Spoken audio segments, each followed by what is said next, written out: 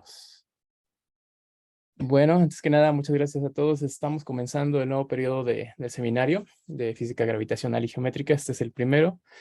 Por suerte tenemos de invitado al doctor Javier Chagoya, ex estudiante de nuestra facultad, que hoy nos visita desde la Autónoma de Zacatecas. Y bueno, nos va a estar hablando sobre probar teorías de gravedad modificada con sombras de agujeros negros.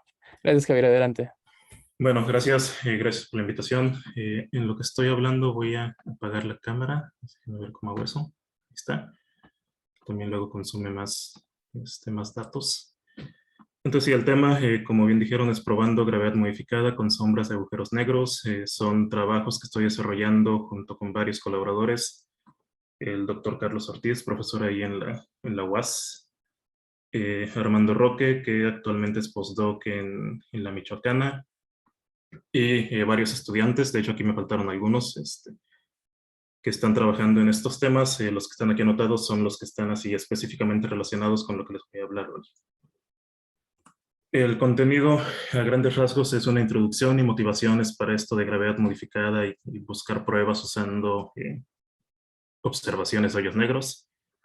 Luego un poco de teoría de cómo calcular el ángulo de flexión en campo fuerte. Hay varias maneras de hacerlo. Voy a hablar de un par de ellas.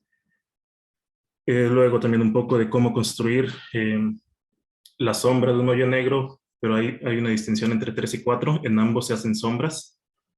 En 3 es la sombra pensando que la materia luminosa está detrás del hoyo negro. En 4 es la sombra pensando que la materia está alrededor del hoyo negro. Entonces son dos situaciones diferentes. Vamos a ver que al final las matemáticas un poquito son parecidas y tenemos ahí varias maneras de estudiar cómo vería un observador un hoyo negro.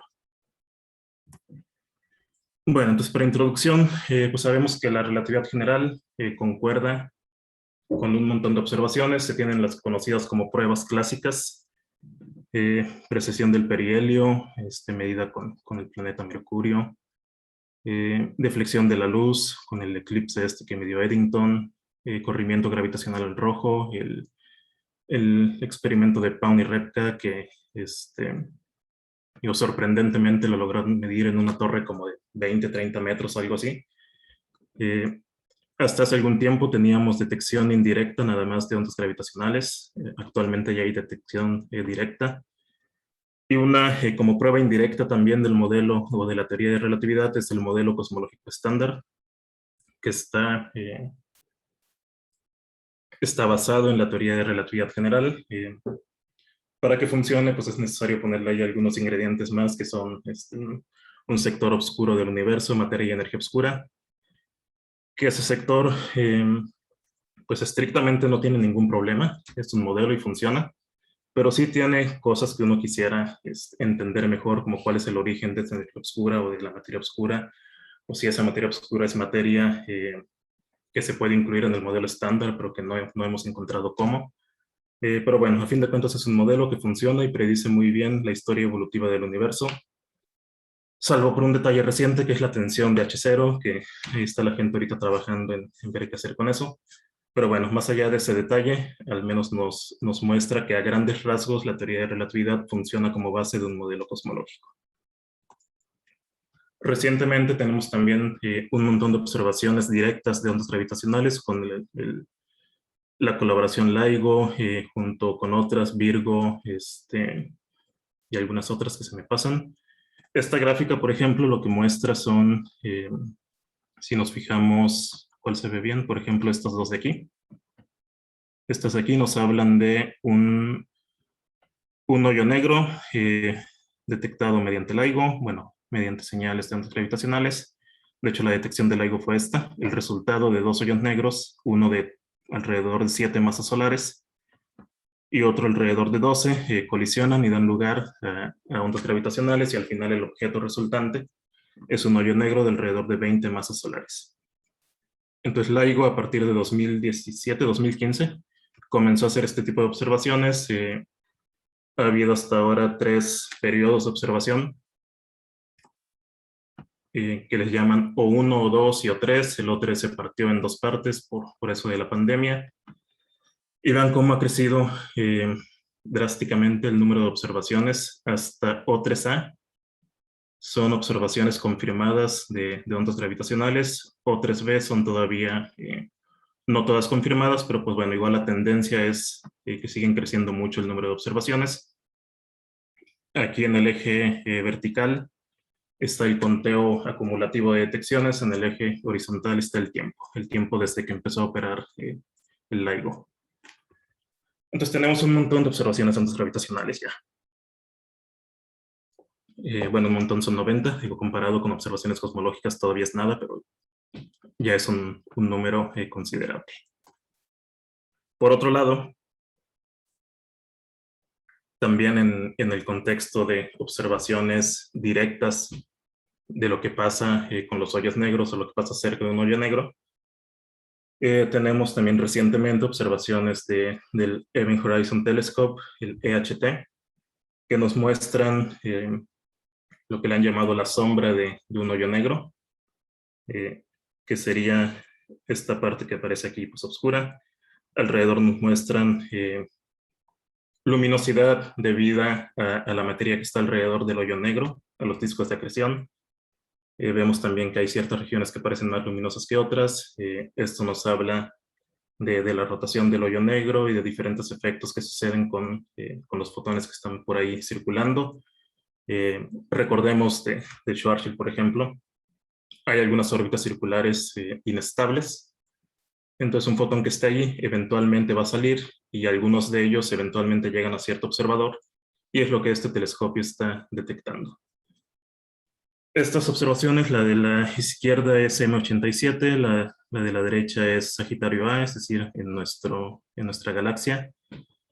Vean que hay una diferencia de tamaño bastante grande, o sea, el tamaño, el tamaño en metros de la derecha es algo que cabe aquí en este pedacito del de la izquierda. Sin embargo, el diámetro angular que estos objetos subtienden en el cielo es prácticamente el mismo, por eso se pueden observar los dos, porque como uno está mucho más lejos, bueno, como uno está mucho más cerca, este está mucho más cerca, aunque sea más pequeño, alcanzan a tener un diámetro angular suficiente para observarlo.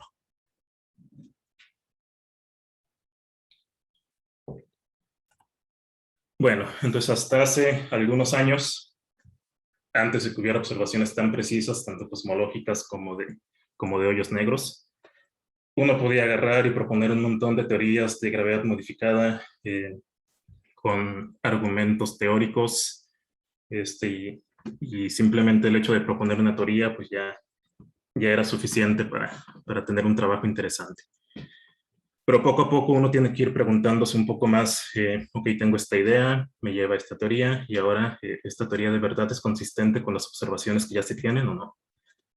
Entonces había o hay todavía un montón de propuestas de gravedad modificada. Aquí están clasificadas en términos de cómo violan las suposiciones del teorema de Lovelock. El teorema de Lovelock es un teorema que nos dice que las únicas ecuaciones derivables de una acción de segundo orden, local y algunas otras condiciones más, las únicas ecuaciones son las de Einstein-Hilbert. Entonces, si uno quiere obtener ecuaciones diferentes, tiene que hacer una de estas cosas: incluir dimensiones extra,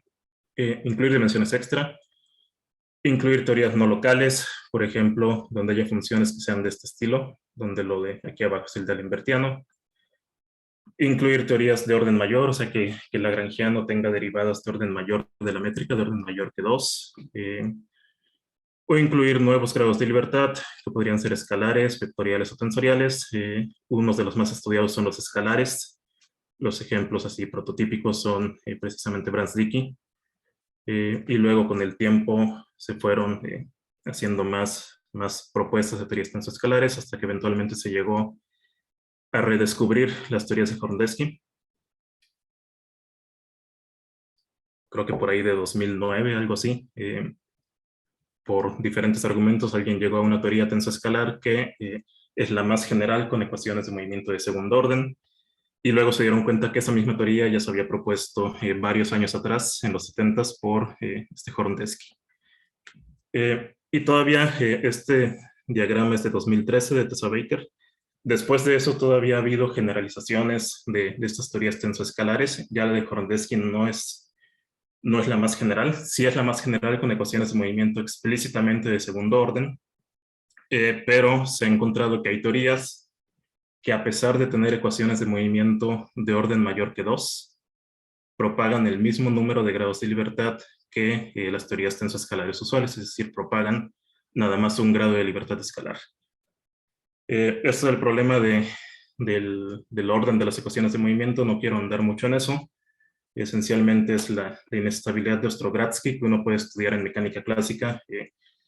Si el orden de Lagrangiano es mayor que 2 en derivadas, usualmente uno acaba con un hamiltoniano que no está acotado por abajo. Entonces, por eso se ponía la restricción de que las ecuaciones fueran de orden 2, cuando mucho, pero pues se encontró ya que puede evitarse esa restricción siempre y cuando haya constricciones hamiltonianas en el sistema que mantienen el hamiltoniano acotado. Bueno, entonces se tiene un montón todavía de teorías, y ya cuando uno va poniendo experimentos, algunas de estas quedan descartadas por cosas tan simples como, bueno, tan simples entre comillas, como observaciones dentro del sistema solar. Perdón, Javier, ¿hay una ¿Sí? pregunta por ahí? Ah, claro, sí. Sí, cuando estás hablando del orden de las ecuaciones, bueno, del orden del hamiltoniano, o bueno, el lagrangiano en este caso, pues están también todo, bueno, se puede tomar bueno, así, los componentes de los lagrangianos tipo Lovelock, que esos también, o sea, son de orden superior, pero como se puede identificar también en términos de superficie, llevan ecuaciones de movimiento de segundo orden, ¿no? O sea, digo, no violan ninguna de esas partes, pero o sea, Sí, supongo que entra también. ¿En qué parte, por ejemplo, de hecho, lo catalogarías? Porque muchas veces también se introducen en altas dimensiones sí, sí, y exacto, te dan eso de iba a orden comentar. superior, ¿no? Los Lovelock, hay por ahí algún trabajo que muestra que si tú planteas esta acción de Lovelock en tantas dimensiones y luego haces una reducción, lo que obtienes son un subconjunto de Hrondesky, obtienes unos galileones. Mm, También sí, se sí. sabe que otro ejemplo ahí en la misma dirección, el Gauss-Bonnet, el Gauss-Bonnet por sí solo pues no te da dinámica, ¿verdad? Pero si lo acoplas a un campo escalar, sí te da dinámica. Y se sabe que ese no tiene fantasmas, no tiene hamiltonianos que no estén acotados por abajo.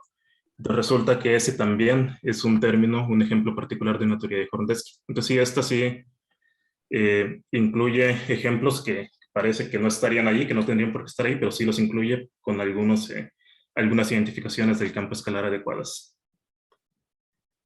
Ok, ok, gracias, Javier. Ok.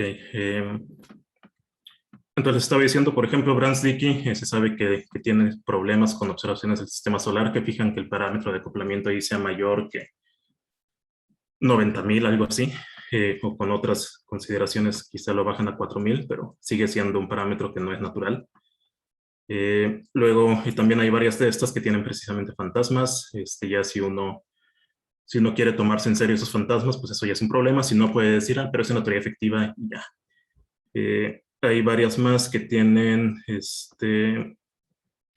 ¿qué más había por acá? Bueno, cosas cosmológicas que no ajustaban, que no podían predecir observaciones cosmológicas. Pero a pesar de eso, sí hay todavía un conjunto grande de teorías que son consistentes con la mayoría de las observaciones. De las constricciones como más recientes que se han puesto en estas teorías, en particular en estas de agregar grados de libertad adicionales, que son las que yo más he trabajado. Las constricciones más recientes, algunas vienen de ondas gravitacionales. Por ejemplo, famosamente la primera observación de ondas gravitacionales mató, déjenme ver si lo tengo aquí, no, mató aproximadamente la mitad de teorías de Hrondesky y Billon-Hrondesky, que son estas de ecuaciones de orden superior a 2.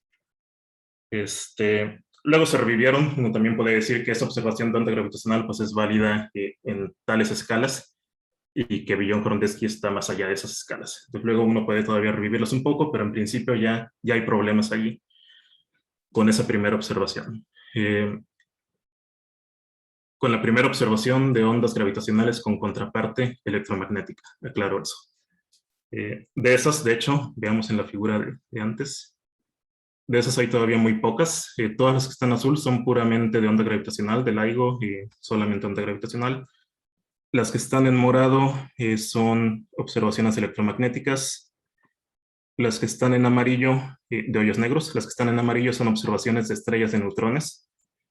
Las que están en naranja son también estrellas de neutrones, pero observadas también por LIGO con ondas gravitacionales. Entonces vean que esto, aquí había solamente dos confirmadas de estrella con estrella. Esto es creo que todavía del O3A. Y esta tercera es de hoyo negro con estrella. Entonces hay muy pocas de esas. En la observación más reciente, creo que este número sube como al orden de 10 confirmadas que sean de estrellas de neutrones, o sea que tengan contraparte electromagnética. Estas son las que permiten medir simultáneamente la velocidad de propagación de onda gravitacional y la velocidad de la luz. Y esa observación, con una sola observación de esas, se concluyó que con una incertidumbre muy pequeña, ambas cosas viajan a la misma velocidad, y eso es un problema para las teorías de Horndeski, al menos en ciertas escalas. Recientemente ya han desarrollado técnicas para que ni siquiera sea necesario tener estas observaciones de contrapartes electromagnéticas, sino que ya con puros métodos estadísticos de estas otras pueden empezar a descartar teorías de gravedad modificada. Entonces ven que esto ya está abriendo un panorama diferente en cómo probar teorías de gravedad. O sea, este diagrama de acá ya poco a poco se va a ir depurando un poco más.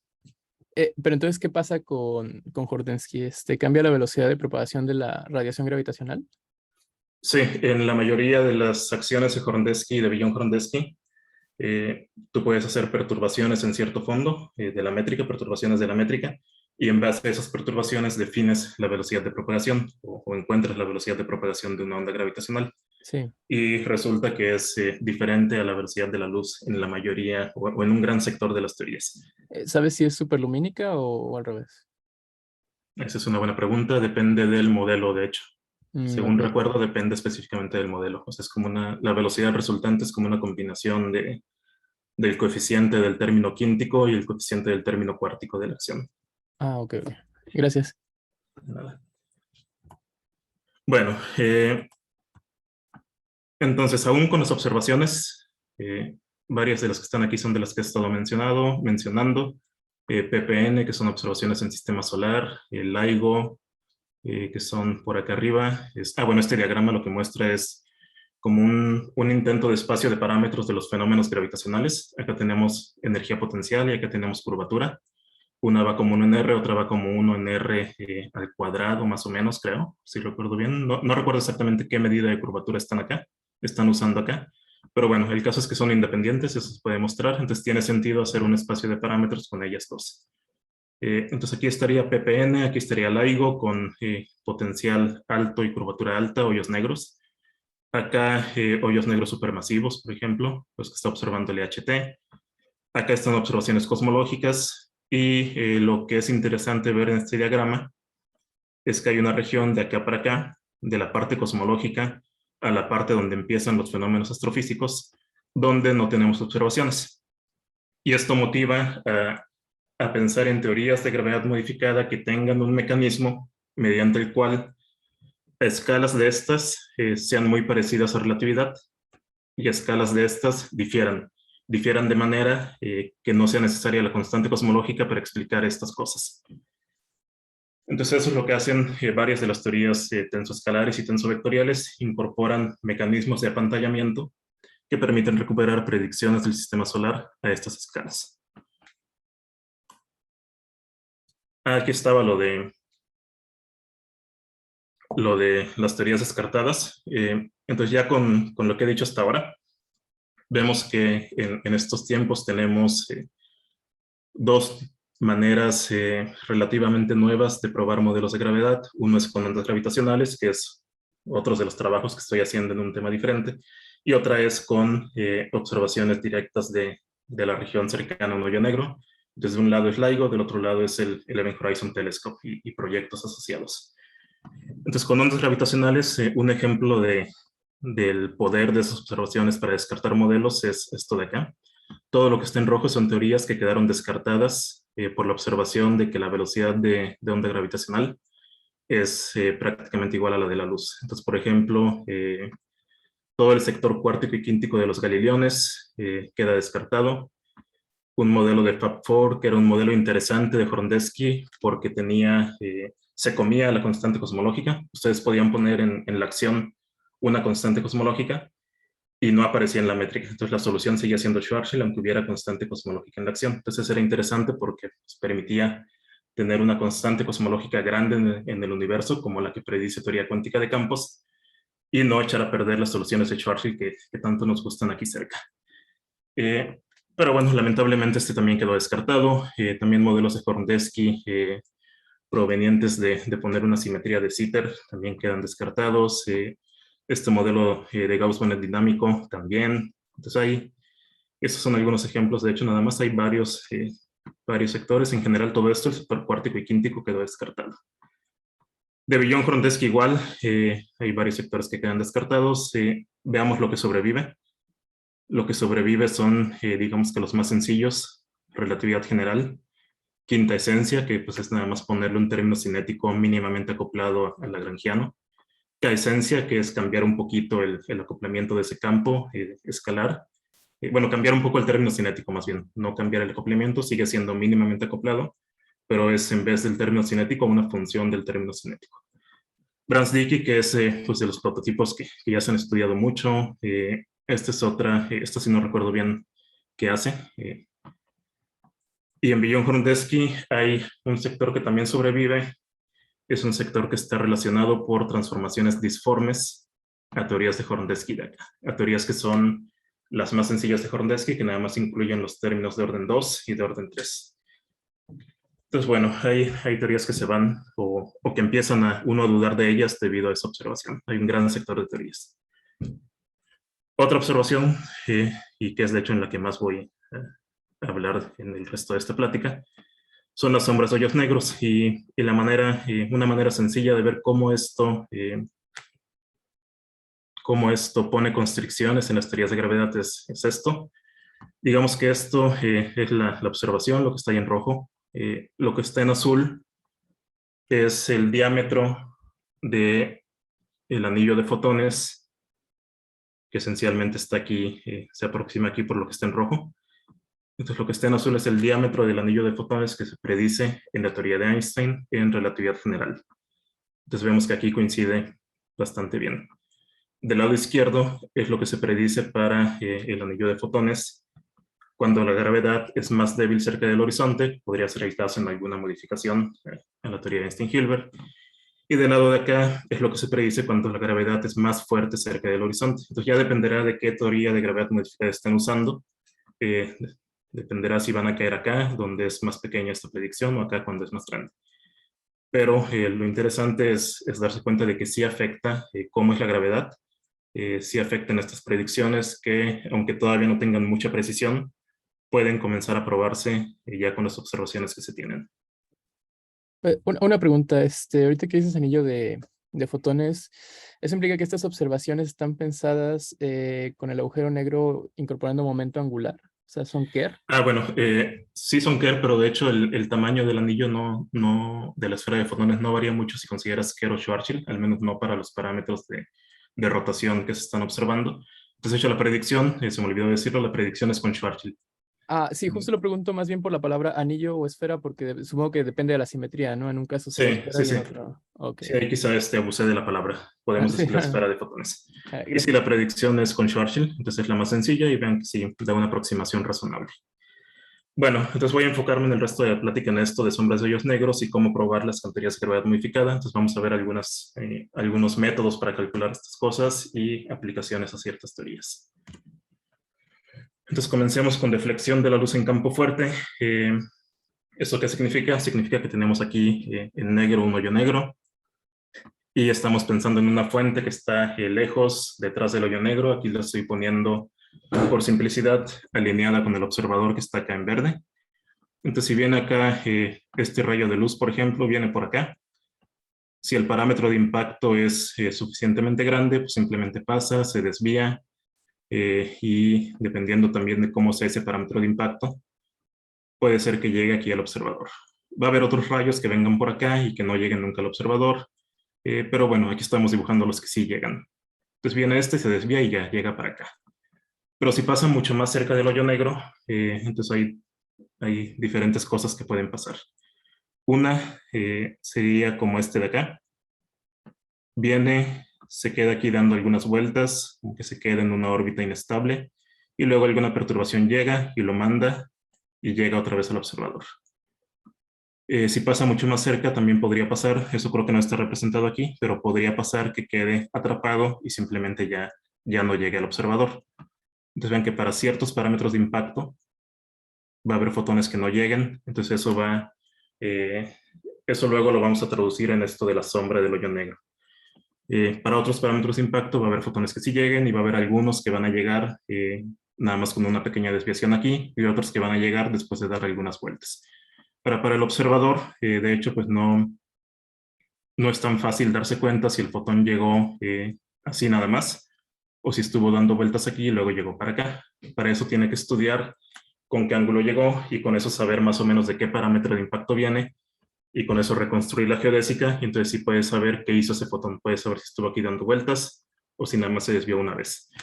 Y bueno, estos diferentes fotones que llegan debido a los diferentes parámetros de impacto, lo que terminan creando son diferentes imágenes, que son las imágenes relativistas de la fuente de acá, porque hemos visto fotos de estos lentes gravitacionales donde las imágenes se ven un poco distorsionadas.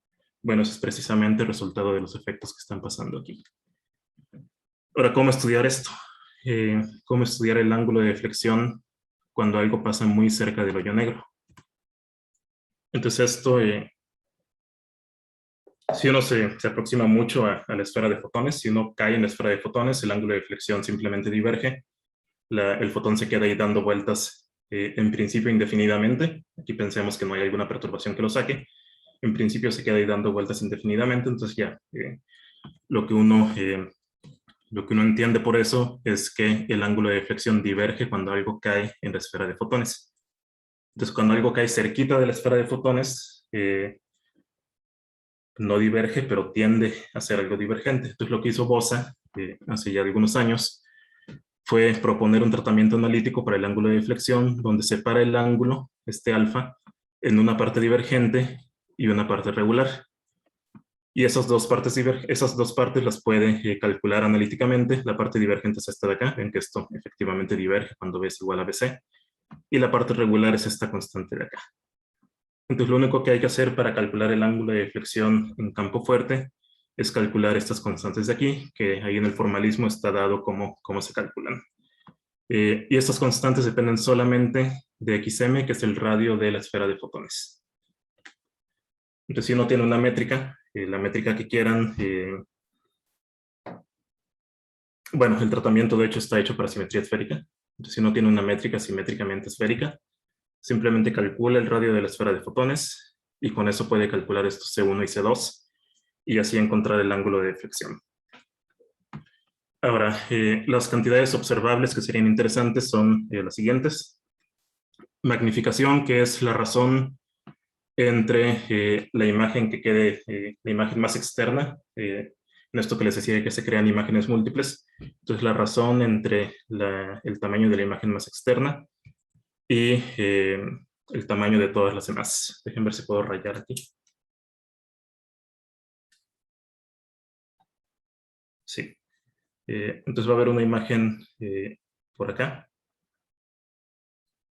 que es la de los fotones que pasaron más lejos del hoyo negro.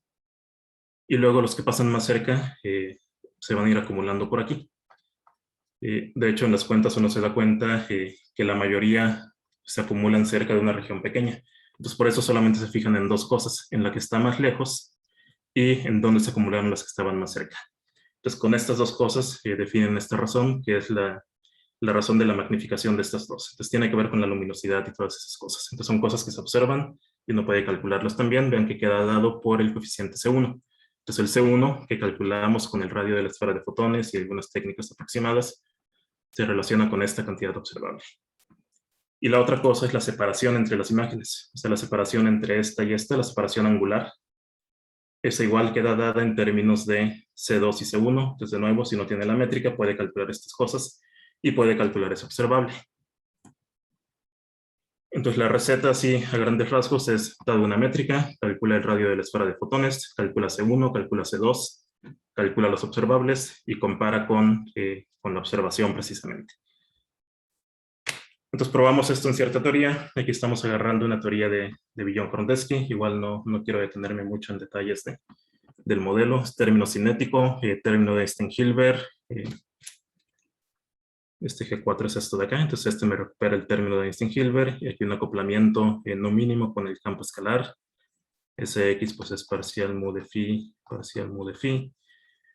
Y aquí un término de derivadas de orden 2 del campo escalar, es un término cuártico. Y ya, entonces este es un modelo que, ¿por qué agarramos este modelo? Pues simplemente porque sabíamos o porque conocíamos ya que este modelo admite soluciones de hoyo negro, al menos las conocemos numéricamente. Entonces lo que queríamos probar eran dos cosas. Uno, pues sí, qué tal se porta el modelo con esto de los ángulos de deflexión. Y otro, qué tal podemos implementar este método cuando únicamente sabemos la métrica de manera numérica, cuando solo tenemos esto. Entonces ya un estudiante, que de hecho creo que no lo puse aquí en la plática, déjenme acordarme quién hizo esto. Ah, no, sí fue Benito que ahora está en el doctorado. Se puso a hacer eso, a hacer el método, revisarlo paso a paso, implementarlo numéricamente, calcular los C1, C2 con la métrica numérica, calcular entonces estos observables y encontramos estos resultados. Phi0 es un valor de la solución del hoyo negro. Entonces vean, en negro está la de Schwarzschild. Phi0 es un valor relacionado al campo escalar que aparece en la teoría y conforme ese valor de Phi0 va creciendo, lo que va pasando es que el perfil de la métrica va haciendo esto, lo que se muestra en las curvas azules. Y lo importante entonces pues es que el horizonte va haciéndose más pequeño conforme crece Phi0. Entonces lo que encontramos al meter eso en los observables fue esto. Conforme Phi0 va aumentando, la separación, de hecho esto es más bien el diámetro angular de lo que se observa. El diámetro angular va cambiando de esta manera. Esto está en microsegundos de arco. Esto ya está con las unidades y todo apropiadas para Sagitario A. Entonces el cambio conforme aumenta Phi0, al menos en esta región, es alrededor de un microsegundo de arco. La incertidumbre en la imagen que sacó LHT, si recuerdo bien, es alrededor de 10 microsegundos de arco, o del orden de 10 microsegundos. Entonces vean que está ya a nada prácticamente de poder descartar o poder corroborar las predicciones que están pasando de acá para acá. Entonces es una teoría que sí se podría contrastar con observables y obtener constricciones en los parámetros del modelo. Este otro observable es la separación entre imágenes. Esto no tiene una contraparte directa en las observaciones del LHT. La importante es esta de acá arriba, el diámetro angular. Entonces vemos que está en la región donde se espera que en un futuro próximo pueda comprobarse si es válido o no esto. Una pregunta, ¿este Phi0 es alguna especie de constante de integración del campo o involucra varias constantes ahí? Es una constante, de hecho es el valor, si recuerdo bien, es el valor asintótico del campo, tiene que ver con eso. Y sí es una constante de integración. ¿El campo en este caso lo tienen analítico o es numérico? No, todo es numérico. Ah, todo es numérico, ok. Todo es numérico, sí. Entonces decae bien, decae a una constante. Sí. Y entonces sí, lo que concluimos de este trabajo es dos cosas, que la teoría está en el rango donde se podría probar, y dos, que el método de Bosa se puede implementar de manera puramente numérica. Ya no puse aquí más gráficas para no saturar la plática, pero sí los resultados muestran una precisión aceptable. Oye, Javier, perdón. Sí. Cuando el Phi0, ¿ese representaría relatividad general o...? Sí, este es RG. Ah, ok. O sea, el ángulo 26.4 sería el que te daría la predicción de relatividad general. Sí, y de hecho ya tampoco lo puse, pero pues sí coincide con lo que está reportado. Ah, ok. ¿Y el método numérico es resolver las geodésicas o qué es lo que resuelven? No ocupa las geodésicas, lo que ocupas es únicamente la métrica, encontrar numéricamente la esfera de fotones, o sea, es una ecuación algebraica que hay que resolver, encontrar sus raíces numéricamente. y luego hacer unas integrales también numéricamente y ya. Ah, ok. Sí, de hecho, O sea, es como integrar el sistema de ecuaciones diferenciales, me imagino, ¿no? De movimiento, las ecuaciones de movimiento. ¿O no? O no lo sé. bueno, sí. El desarrollo del método sí involucra eso, pero al final ya que tienes las expresiones de C1 y C2, ni siquiera tienes que preguntarte por las geodésicas, ya todo queda en Ok. términos de los componentes de la métrica nada más y del radio de la esfera de fotones. Entonces, de hecho, es lo bueno que vamos a ir viendo en estos métodos que no, en muchos de ellos no ocupan las geodésicas en verdad, al menos no ya para el resultado final. Bueno, Claro. iba a decir algo más sobre esto. Bueno, sí, esto es para ángulos de deflexión fuerte, o sea, cuando el parámetro de impacto es pequeño, es cercano a la esfera de fotones. Si uno quiere hacer el resultado completo, si conoce la métrica analítica, podría hacerlo de siempre, de tomar el límite de campo débil y calcular el ángulo de deflexión asintótico. Si no conoce la métrica analítica, hay otro método de aproximación, cuyas iniciales son PMS, y es un método que es una aproximación,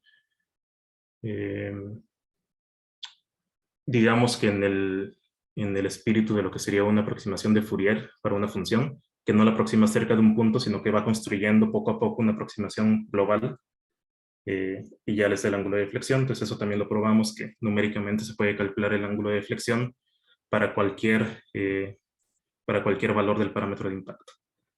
Pero bueno, eso ya lo podemos dejar de lado. Vamos ahora a otro método. Oye, Javier, perdón. Sí, claro. Lo que pasa es que estaba viendo la tablita Sí. y lo que me llama la atención es que el ángulo de flexión se hace menor, ¿no? Conforme el phi 0 es mayor.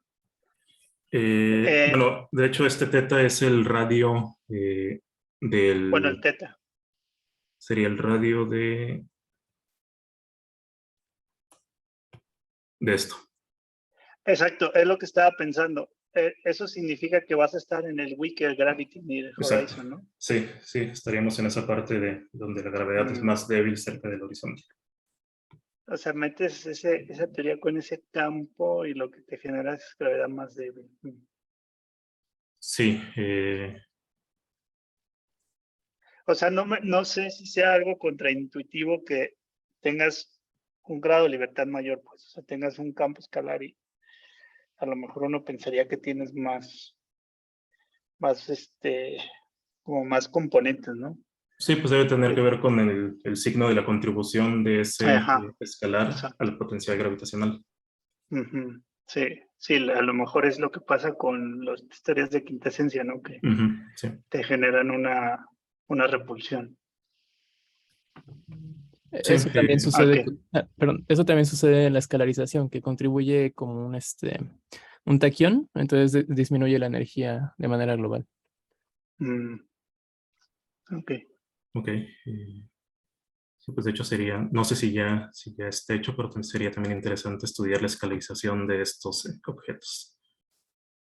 Creo que en Jordansky no estoy seguro, pero creo que no. Ok. Bueno, vamos rápidamente a ver otro método para calcular ángulos de deflexión. Este es más reciente todavía. Aquí de nuevo pensemos en una métrica simétrica con simetría esférica. En este caso estamos haciéndolo así, que sean tipo Schwarzschild, F y 1 en F. Lo podemos hacer también con F y H. De hecho, esto es parte de lo que está haciendo Flavio, otro de los estudiantes, es trabajar con este método. Entonces, bueno, si tenemos un fotón, desde ese cuadrado va a ser igual a 0. Eso nos permite definir esta que se le llama métrica óptica, que es despejar de aquí el dt cuadrado y llegar a esta expresión de aquí. Y esta métrica óptica es la que usa el método del teorema de Gauss-Bonnet. Entonces la idea es considerar en esa métrica óptica, en ese espacio con la métrica óptica que acabamos de dar, considerar un polígono de cierto número de lados y a partir del teorema de Gauss-Bonnet aplicado en esa variedad y tomando como superficies a lo que esté dentro de ese polígono. Entonces vean, esto es una integral de área que va integrando los contornos del polígono. Ahorita más adelante va a haber un dibujo. A partir de aquí, recientemente se mostró que se puede encontrar el ángulo de deflexión de esta manera, donde aquí tenemos la curvatura gaussiana y acá tenemos la curvatura geodésica. Entonces, si estamos sobre una geodésica, esto de hecho va a ser 0 y esto lo va a aprovechar el método un poco más adelante. El dibujo, uno de los dibujos, esta es la versión 1, es algo así. Acá está un origen del sistema de referencia. Aquí está una fuente. Aquí está un receptor. Entonces, de aquí para acá hay una geodésica del rayo de luz que queremos ver cómo es su deflexión. De aquí para acá hay una geodésica.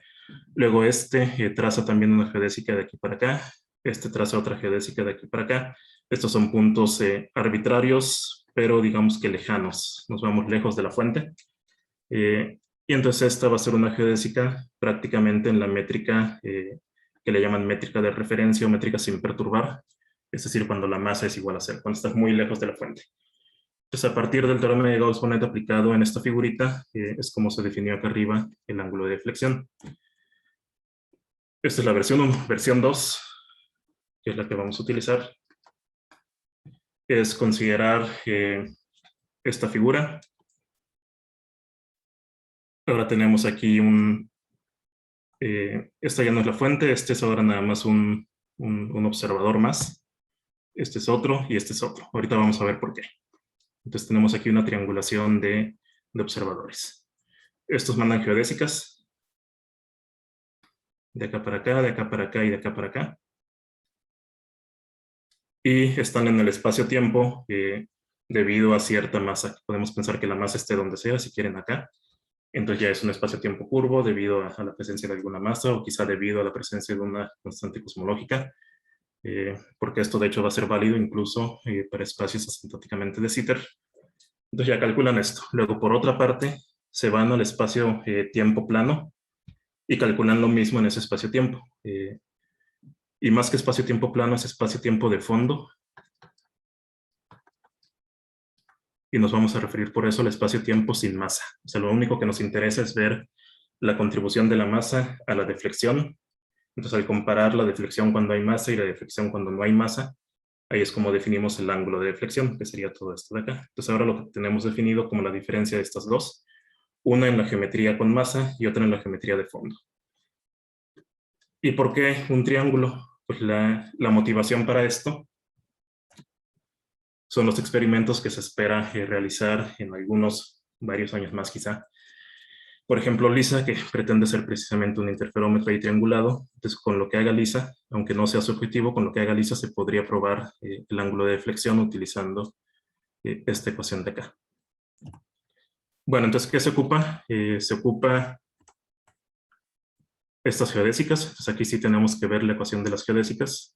Y se ocupan las curvaturas, en particular solamente la curvatura gaussiana. Esa tiene una expresión conocida para calcularla, que es esta de acá.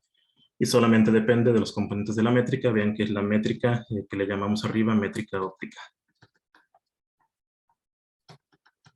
Y para las geodésicas, pues como siempre, agarramos las ecuaciones geodésicas y las manipulamos hasta llegar a esto, o bien partimos de las cantidades conservadas por los vectores de Killing de la métrica. Como tenemos simetría esférica, aquí dos de esas son la energía y el momento angular, y partimos de que estamos pensando en un fotón de ese cuadrado igual a 0. Entonces esta y estas dos las podemos combinar para llegar a esta ecuación. Y esta ecuación pues, nos va a dar R como función de phi, y ya esta va a ser nuestra trayectoria del fotón. Con esto podemos dibujar las geodésicas que ocupamos para esta triangulación. Ahora, como quizás recuerdan, resolver esto analíticamente, incluso en Schwarzschild, no es tan sencillo. Entonces uno por lo general lo que hace es definir una variable así y aproximar. La aproximación que se suele tomar es en términos del parámetro de impacto, de potencias del parámetro de impacto, del inverso del. Bueno, de hecho aquí ya lo escribí mal.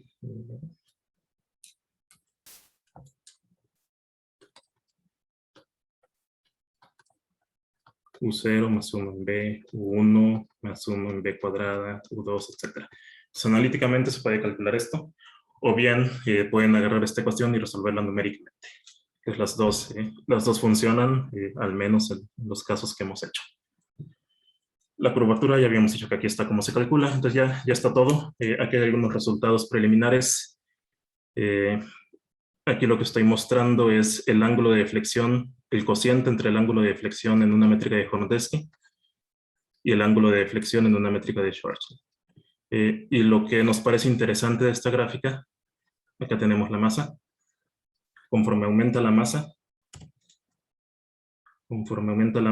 vean que este cociente se estabiliza en 1.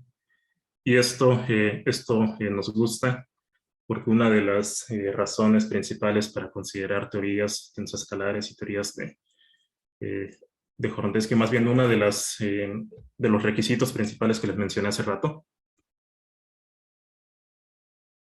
era esto de acá. A escalas del sistema solar quisiéramos recuperar soluciones tipo relatividad general. Entonces lo que está mostrando esta gráfica es que si consideramos masas grandes, escalas más allá incluso del sistema solar, escalas de hoyos negros muy masivos, las predicciones tanto de Hornodesky como de Schwarzschild son muy parecidas para el ángulo de deflexión. Y lo que está pasando en esta región de acá para acá, pues son cosas que todavía no tenemos bajo control numéricamente. Estos resultados son, déjenme pensarlo bien, sí, estos resultados son a partir de un análisis puramente numérico. Entonces sí, tenemos ahí detalles ya acerca de masas pequeñas con las condiciones de frontera de las geodésicas que todavía no nos Una permiten. pregunta. Sí, ¿qué pasó? En ese sector, ¿lo consideras directamente como ruido? Todavía no estamos seguros, porque... O sea, sí, digo todavía... porque parece presentar un comportamiento oscilatorio que se va Sí, amortiguando, exactamente a eso me refería. Entonces, sí, sí, como que si lo consideran como ruido o todavía veremos de analizar un poco más esa parte. lo más probable es que sea ruido. Hemos hecho experimentos numéricos cambiando las precisiones y un poco las condiciones iniciales y vemos que este patrón no se refuerza, sino que quedan patrones diferentes, también oscilatorios, pero que no tienden a ser el mismo. Entonces creemos que es más bien ruido, que quizá lo que está pasando es algo así nada más. O no sé, pero sí, de momento lo que nos parece relevante es esto, que para masas grandes ambas predicciones son muy parecidas y aquí sí se ve más o menos bien. Sí, ok, gracias. Bueno, y otra cosa que podemos hacer, uno puede evitarse estas definiciones medio rebuscadas del ángulo de deflexión y puede tal cual agarrar esto, si ya lo resolviste numéricamente, agarras, graficas la trayectoria del fotón y en base a estas, aquí lo tengo en R y teta, uno lo puede traducir sin problemas a X y ahí tener sus curvas y en base a esto, cómo viene y cómo sale, calcula el ángulo de deflexión. Eso lo hicimos y aquí tenemos la comparación de lo que nos sale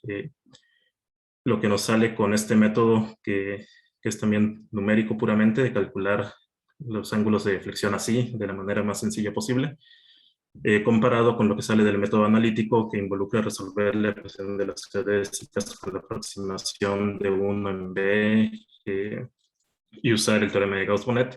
Entonces aquí vemos en azul y en verde, por ejemplo, tenemos en azul el Schwarzschild analítico, en verde el Schwarzschild numérico.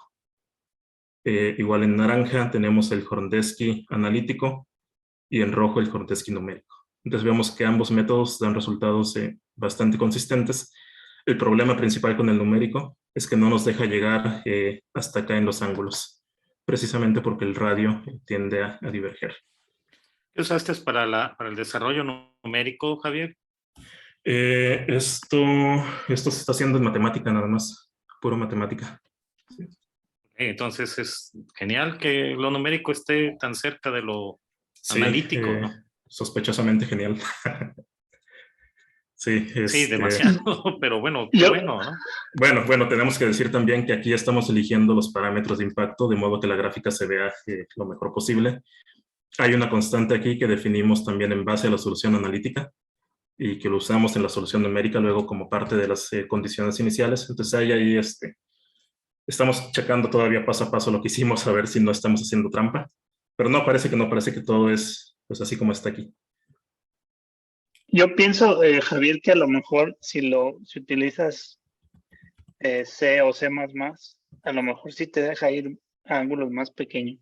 Sí, de hecho quizá esa sea la desventaja que tenemos con el matemática, que acá ya no trata tan bien los valores tan grandes y pequeños de acá. Pero bueno, Lo que sí sí es que lo que quizás podrían hacer es un rescalamiento de las variables sí, para que el radio te quede en órdenes. Si tienes radios muy grandes y ángulos pequeños, luego lo numérico tiene problemas comparando esas dos cantidades. Entonces, a lo mejor, si las variables que tienen en el código, divídanlo entre algún R grande. no, de hecho ya qué bueno que me lo recuerdan.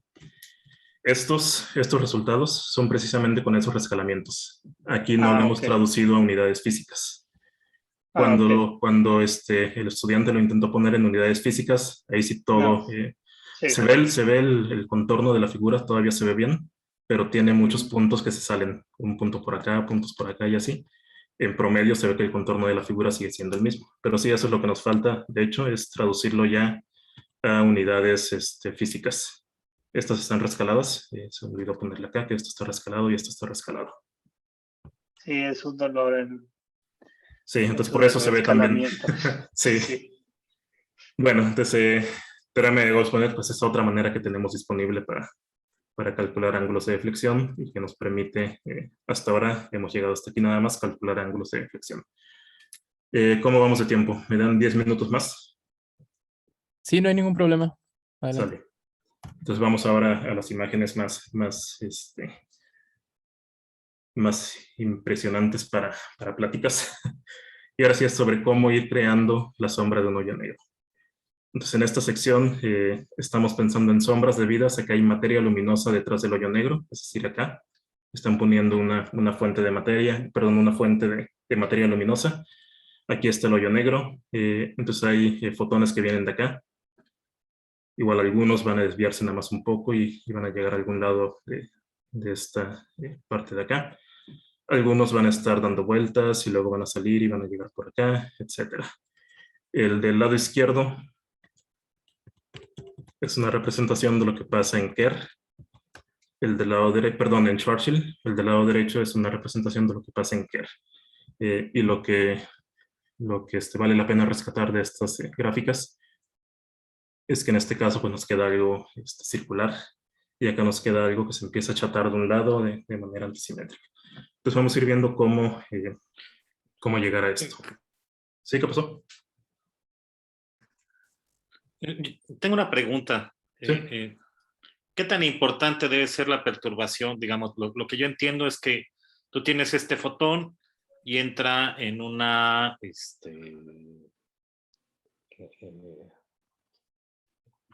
órbita estable, ¿no? Alrededor del agujero Sí, negro. O sea, sí. no colapsa, pero tampoco se sale. Entonces, tú dices que hay una perturbación que hace que saca al agujero negro, digo, al fotón de esa órbita. Y lo que me pregunto es qué tan importante debe ser esa perturbación. Sí, de hecho, lo que vamos a ir viendo por aquí es que, o al menos a comentar, es que de hecho uno no se fija precisamente en la órbita estable, sino en la órbita que está muy cercana a las estables. Y esas son con las que se generan estos dibujitos. Entonces no se requiere tanto pensar en la perturbación. No pensamos que llega a la órbita estable y luego algo lo desestabiliza. Pensamos que no llegó al estable, que se quedó muy cerquita.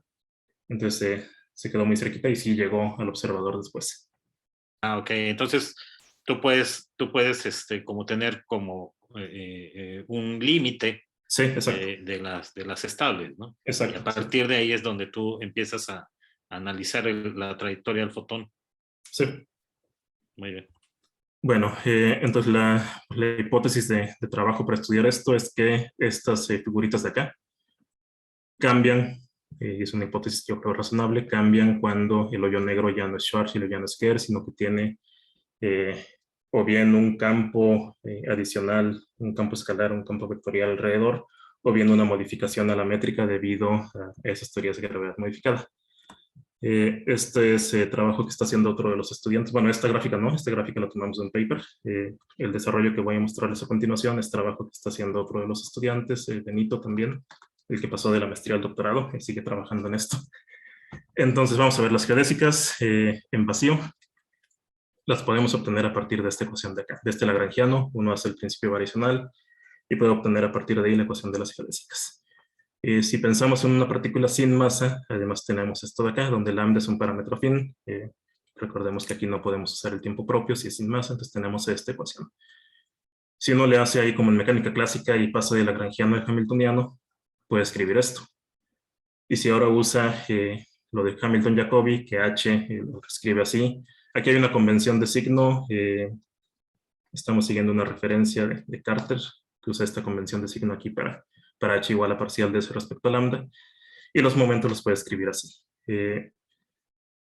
Entonces esto ahora es una ecuación que hay que resolver, y uno la resuelve proponiendo un ansatz de separación, donde usa cantidades conservadas. Esta phi es el momento angular, lo que antes le habíamos llamado L.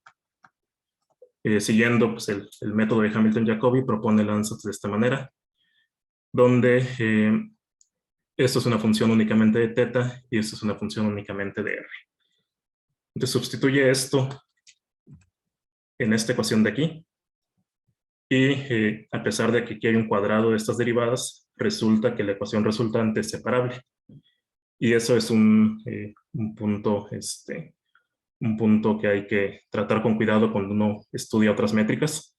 En otras métricas esta separación no parece ser tan directa. En Kerr sí se puede hacer, bueno, es lo que hizo Carter y varios más hace varios años. Entonces ya lo mete, resulta que la ecuación es separable, y entonces se separan estas dos. Una ecuación para ese teta y otra ecuación para ese r, donde aquí ya no puse ni siquiera la forma explícita de teta mayúscula y de r mayúscula. Lo importante es que son funciones que dependen del parámetro de rotación, del momento angular, de la masa, de las constantes de energía y momento angular, y de la constante de separación que le estamos llamando Q.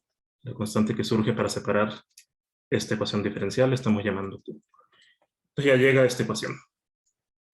Y de nuevo, quiero resaltar que ni siquiera va a ser necesario resolver la ecuación. Esto es lo único que necesitamos. Con esto tenemos los momentos. Y de hecho la única razón para pasar de aquí para acá es como darle una justificación al hecho de la separación de variables. Al final nada más resolvimos algebraicamente la ecuación para los momentos y obtuvimos esto, pero una vez que ya pusimos la separación. Entonces estos momentos nos van a dar la información que queremos. Pensemos en el hoyo negro que está por acá. Una línea acá está el observador. Entonces por acá van a pasar fotones y van a llegar al observador en diferentes direcciones, con diferentes ángulos. En particular, aquí estamos pensando en un fotón que llega así. Ese es el momento lineal del fotón. Entonces la dirección de este fotón, luego uno la puede relacionar, si conoce o puede aproximar la distancia al hoyo negro, la puede aproximar con la posición angular de la que venía, aproximando que aquí viaja en cierta métrica. Puede saber de dónde venía esto, o uno que venía para acá puede saber de dónde venía. Y esta dirección del fotón la puede relacionar también con estos ángulos que están dibujados aquí. El alfa se mide del fotón hacia este plano de aquí, y el beta lo medimos de aquí para acá, hacia este eje. Entonces uno puede relacionar esos ángulos con componentes de este momento. Y claro, también se tiene en cuenta que los componentes del momento en verdad llevan ahí un G mu nu, P mu, entonces hay por ahí factores de la métrica, etc. Pero bueno, uno puede tener los componentes del momento, y si tiene los componentes del momento,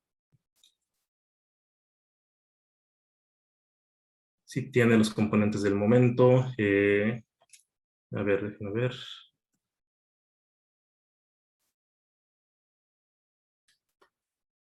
Con los componentes del momento puede obtener estos ángulos, y con estos ángulos se puede saber de dónde venía el fotón.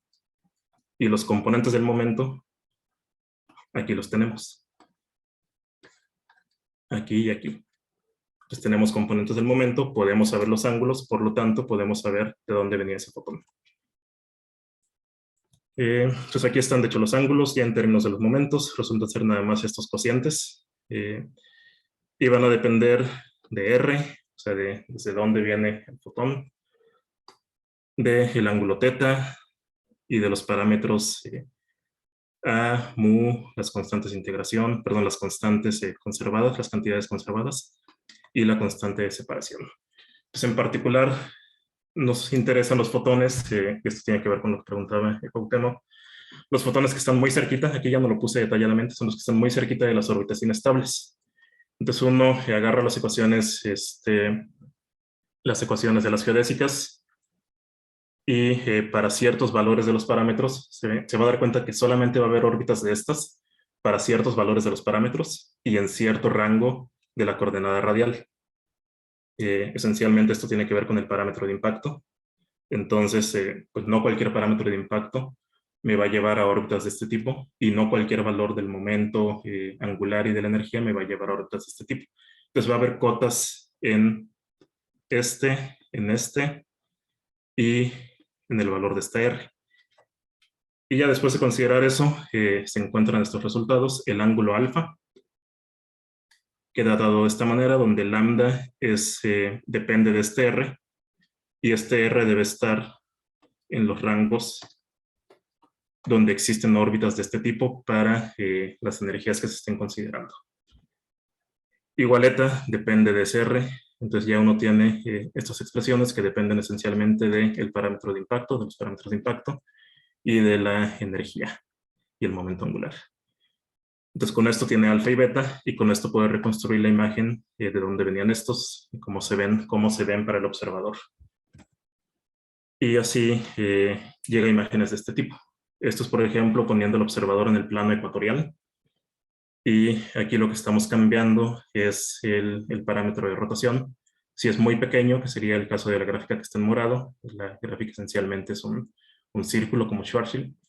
Y conforme se va aumentando, se parece a este, es como un círculo pero achatado. Y esto pues es una primera aproximación a construir imágenes de este tipo, que ya involucran un trazado de rayos ya no en el plano ecuatorial nada más, sino considerando cualquier ángulo.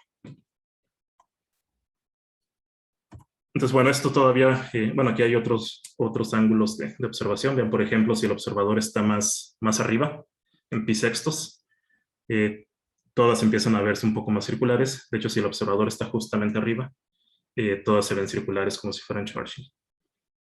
Ahora, lo que falta de aquí para llegar a imágenes de este tipo es considerar la materia que está ya no atrás del hoyo negro, sino que está alrededor del hoyo negro. Eso involucra considerar los discos de acreción. Y al considerar discos de acreción, uno tiene que poner cierta física del disco de acreción, cierta emisión. Entonces, un modelo muy sencillo para empezar a estudiar eso es este de aquí. Uno pone una potencia radiada, modela un coeficiente de emisión del disco que está ahí alrededor del hoyo negro. Y con este modelo del coeficiente de emisión, uno puede calcular la intensidad observada simplemente como una integral de este. Esto significa Jn dependiendo de b cuadrado más z cuadrado. Entonces aquí está el parámetro de impacto. Aquí las coordenadas están así. Este es el plano del objeto. El observador está acá. Z lo estamos midiendo para acá. Y R lo estamos midiendo para acá. Perdón, B lo estamos midiendo para acá arriba. Esto es B. Y R es esta distancia. Entonces uno calcula la intensidad debido a un fotón que pasó a cierta distancia del objeto central. Y ese es un modelo newtoniano donde se puede hacer todo analíticamente. El único detalle que hay que considerar es que al calcular esta intensidad no va a ser lo mismo para los fotones que tengan parámetro de impacto mayor al tamaño del objeto. Por newtoniano me refiero a que no estoy pensando en horizonte de eventos, estoy pensando en un objeto de cierto radio. Entonces, si el parámetro de impacto es mayor al radio del objeto, el fotón puede venir de cualquier lado. Pero si es menor al radio del objeto, el fotón solamente puede venir, por ejemplo, desde aquí. Entonces nos cambian un poco los límites de integración para esta intensidad dependiendo de dónde viene ese fotón. Oye, Javier, tenía una pregunta sobre las Perdón, un gráficas que resultado mostraste. analítico. Ajá. Perdón, es que me escucho medio raro. Lo que pasa es de que las gráficas que muestras de la sombra, mi pregunta es si es a un solo ciclo, en el sentido de que como muestras que en algún punto parecen Schwarzschild, no es porque estés Sí. como esté orbitando el fotón un ciclo nada más, o son varios ciclos, o sea, varios periodos, vaya. A ver, aquí sí se considera, lo que considera son órbitas geodésicas que tengan un punto de retorno en la coordenada radial, o sea, que se vayan acercando y luego se vayan alejando, que son solamente las que pasan, se desvían un poquito y llegan. Pero no, eso no afectaría el perfil de la sombra. Ah, ok. Sí. Porque, por ejemplo, esas que tienes con el parámetro A más grande, Ujú. no sé si es porque, por ejemplo, te vas acercando más al agujero negro. O no sería esa la interpretación. Eh, Déjame pensarlo porque no estoy muy seguro ahorita. Según yo, tiene que ver nada más con el hecho de dónde está el eje de rotación. De dónde se ve achatado tiene que ver con eso. Pero si lo pienso y luego te digo. Ok. Bueno, entonces estábamos acá con este modelo newtoniano que uno nada más pone un coeficiente de emisión y como es newtoniano asume además que los rayos viajan en línea recta.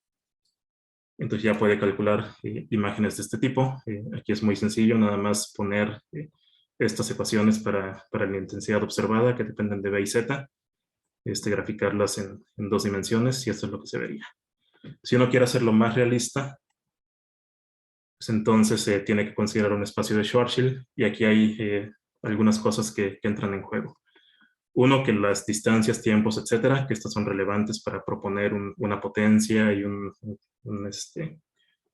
emisión, se van a corregir con ciertos factores de la métrica. Otra es que la superficie del objeto ya no va a ser R igual a 2M, aquí estamos haciendo M igual a 1, sino que la vamos a considerar como el radio de la esfera, perdón, como el parámetro, el radio de la esfera con parámetro de impacto crítico, o sea que de ahí para adentro quedan atrapados los fotones, entonces de donde ya no se portan igual, es para radios menores que este.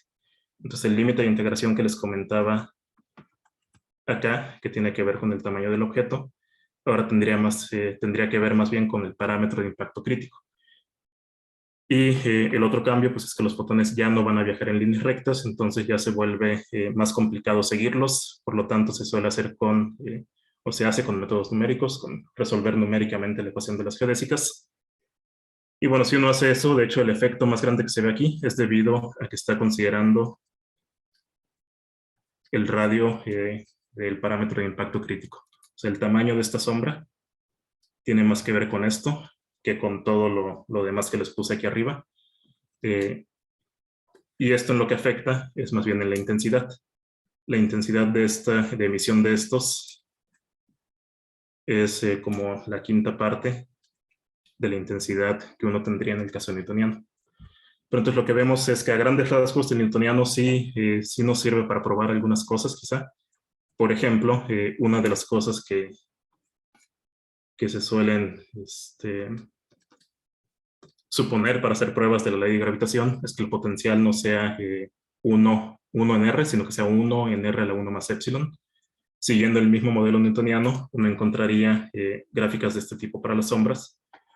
Y del lado izquierdo es cuando epsilon es igual a 0, del lado derecho es epsilon igual a 0.25. Entonces, de nuevo, lo que vemos es gravedad más débil. Entonces, uno puede probar aquí varias cosas newtonianamente antes de pasar a hacer ya estas cosas detalladas. Y ya para cálculos más completos en métricas de Kerr, pues ahí sí hay que usar códigos numéricos. He visto algunos artículos donde hacen su propio código en matemática también. Me falta un estudiante para que haga eso. Los que estamos haciendo son usando este código IOTO, que nos permite probar métricas diferentes a Kerr, eso es en lo que estamos trabajando. Nos permite probar también diferentes propiedades del disco de acreción. Esto no lo estamos trabajando, pero si a alguien le interesa y le sabe, igual, bienvenido. Y pues esto es lo que estamos haciendo en el grupo en estos temas. Con eso concluiría. Esencialmente lo que nos interesa a corto plazo es en métricas realistas, KER y métricas de gravedad modificada con rotación, construir imágenes de este tipo. Esto es algo que se hace en Giotto en cerca de 2 minutos en una computadora, en una laptop. Ya si quieren más resolución, sí tarda bastante más. Y después de esto, otra cosa que también nos interesa es probar preguntas un poco más fundamentales, como qué pasaría, por ejemplo, en teorías que violen invariancia de Lorentz o en teorías que violen el principio de equivalencia, o incluso ya entrar en esto de qué pasa si ponemos física diferente para la emisión del disco de acreción. Y pues eso sería todo. Les agradezco su atención. Aquí están los correos mío, el correo del grupo, los seminarios del Departamento de Física aquí de Zacatecas. Los anuncian siempre en Facebook también si quieren conectarse. Y si a alguien le interesa un doctorado por allá, aquí está la página del doctorado en Ciencias Básicas. Y bueno, sería todo. Muchas gracias, Javier. Muchas gracias. Muy interesante. Abrimos sesión de preguntas. Si tienen comentarios, preguntas.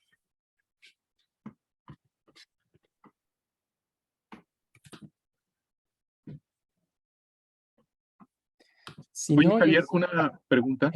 Sí. Con respecto a lo que preguntaba Alejandro en esa gráfica de datos acerca de si era ruido o no, me quedé pensando si de alguna manera la parte analítica que tienen a la mano y que sale todo esto numérico, se ha hecho un análisis de estabilidad. A ver.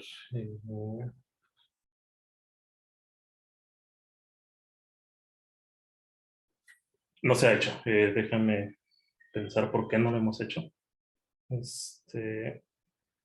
Lo que no me queda claro de momento es si en esta región podemos usar nuestras soluciones analíticas, que son aproximadas a orden 1 o orden 2 en el parámetro de impacto. Es lo que habría que checar. Si es así, pues sí, tiene mucho sentido tratar de reproducir esto de manera analítica. Ok, y bueno, Sí. pues felicitarte, gracias por tu charla. No, gracias a ustedes. yo tengo un par de preguntas. La primera sería, precisamente para el cálculo de la sombra, ¿la física o la gravedad modificada la capturas nada más desde la métrica? O sea, desde los parámetros adicionales que aparecen en la métrica.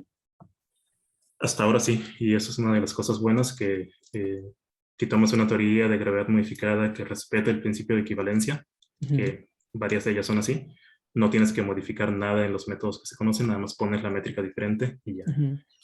Donde podrían entrar otras modificaciones es en la física de este disco. Si pones interacciones, por ejemplo, con el campo escalar o con el campo vectorial o con algo más, ahí también entrarían algunas modificaciones que eso no lo hemos estudiado todavía. De momento estamos nada más en la parte de poner un fondo diferente. Relacionado con eso, en esta grafiquita pues justamente esta que acaba de mencionar Efraín, donde comparas el alfa de Jordansky con el alfa de Schwarzschild. Bueno, entiendo que para Jordansky no hay teoremas de unicidad, ¿no? O sea, tú puedes tener soluciones estáticas, familias de soluciones estáticas que no son únicas. Entonces, ¿cómo caracterizas esas soluciones? O sea, ¿cómo sabes en qué rama de solución estás de tu teoría? Ok. Estas soluciones ya son en una rama en particular. Ok. Entonces todo lo que estamos haciendo ya es en esa rama. Igual no entré aquí en detalles, pero sí aquí es en una rama de soluciones de la teoría que admite soluciones asintóticamente planas. Soluciones asintóticamente planas, estáticas, dos funciones métricas. Estáticas, dos funciones métricas. Aquí el GTT es un poquito diferente al GRR, si recuerdo bien.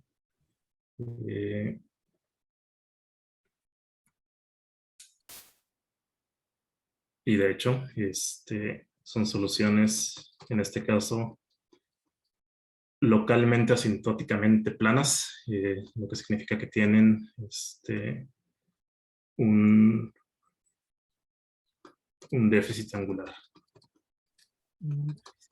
Que esta es otra cosa que también hemos explorado si puede servir para constreñir las teorías, pero parece que no hay algo así muy concreto, muy restrictivo. Pero sí tienen un déficit angular que se hace pequeño justamente con el valor que le des al parámetro phi 0. Ajá. Entonces, este parámetro phi 0, que es una constante relacionada con el campo, aparece explícitamente en la métrica, Aparece en la métrica, así es. como un pelo primario o algo así. Sí, sí. Sí, un pelo que te da esto, que te da el déficit angular. De hecho, solamente aparece en esta parte de la métrica. Ok. Gracias. ¿Más preguntas?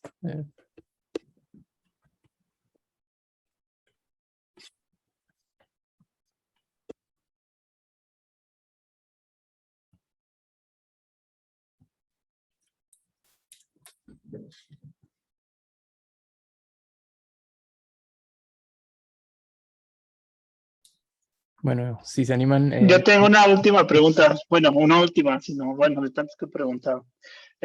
Oye, Javier, no tiene, o sea, entiendo que solamente es teniendo la métrica, los elementos adicionales debido al tipo de teoría alternativa, y con eso ya calculas esos coeficientes, ¿no? Sí. Los C1 y C2. Tienen entonces ya así como una especie de prescription, una máquina en la que nada más meten métricas y les va dando esos valores. O sea, de cuenta, tienen un programa ya hecho como para decir, nada más meto esta métrica y me va a dar esto. Hay un detalle con la métrica, al menos para hacer estos estudios un poco más analíticos, que era lo de la separación. Entonces eso como que hay que tratarlo con... Hasta ahora en los ejemplos que hemos hecho se ha tenido que tratar así en cada caso por separado. Entonces eso es lo que evitaría hacer una maquinita para estos de acá. Al menos una maquinita así totalmente automatizada. Sí, porque algo así he pensado que, por ejemplo, si tuvieras esa maquinita, podrías hacer incluso ya algo como estadístico, ¿no? Igual De acá, decir cuál es la que mejor se acopla. en estos de aquí, lo que habría que cambiar en el código, además de la métrica, son los valores de los radios de las esferas de fotones y eso. Y de hecho, sí, aquí es un poco más sencillo. Este código lo único que hace es resolver trazado de rayos, es seguir un fotón desde el observador hasta donde choque con el hoyo negro o con la región ahí cercana al hoyo negro. Entonces aquí es nada más ponerle las condiciones iniciales adecuadas. Entonces sí estamos trabajando ahorita en hacer esto que dices de algo un poco más automatizado. Entonces pregúntame en unas 2 semanas y tal vez ya te diga que sí. Depende de Benito. Es lo que te iba a decir, depende del estudiante. Sí. Gracias, Javier. Muy buena plática, ¿eh? Gracias. Bueno, también no sé si hay estudiantes de licenciatura aquí, pero como motivación, estos resultados, estos de aquí los trabajó un estudiante de licenciatura, 2 estudiantes de licenciatura. Esto igual, Benito junto con los 2 de licenciatura están trabajando esto. De hecho, ellos 2 saben muy bien a lo de los códigos. Y también esto de aquí es con un estudiante de licenciatura. Entonces, más para pues, tratar de mostrarles que sí hay cabida para todos. Y bueno, sí, ahora sí sería todo. Nada más una última pregunta de mi parte. ¿Sí? ¿Conoces otro software? En lo particular estoy pensando uno que se llama Pi-hole. ¿Lo has usado? Sí, lo hemos checado. Benito es el que más ha checado esas cosas. Pero creo que no lo he estado usando. Estoy usando otros códigos en Python también, en Python para hacer esto del trazado de rayos. Este tipo de cosas las hace en Python. No recuerdo qué código usa. De estos de Eric Kurugoyon, no sé si los has Sí, visto. Pi-hole no recuerdo los... A ver, déjame ver, creo que los tengo por aquí. Es que te voy a preguntar si tienes algún estimado como de la eficiencia entre los dos, ¿no? Como comparativo. No, todavía no llegamos a No, no esos tengo el nombre de los... detalles. Ok. Bueno, ¿alguna otra pregunta por ahí? Si no, le volvemos a agradecer a Javier. Muy interesante, de verdad. Bueno, pues muchas gracias por la invitación y ahí estamos abiertos a cualquier colaboración, más pláticas, escuelas, talleres y todo eso. Perfecto. Muchas Gracias, gracias. Javier. Te comento que en unos instantes se te envía tu constancia de participación por correo electrónico. Muy bien, muchas gracias. Muchas gracias. Gracias a todos. Voy cerrando sesión. Hasta luego, Javier. Hasta luego. Hasta luego.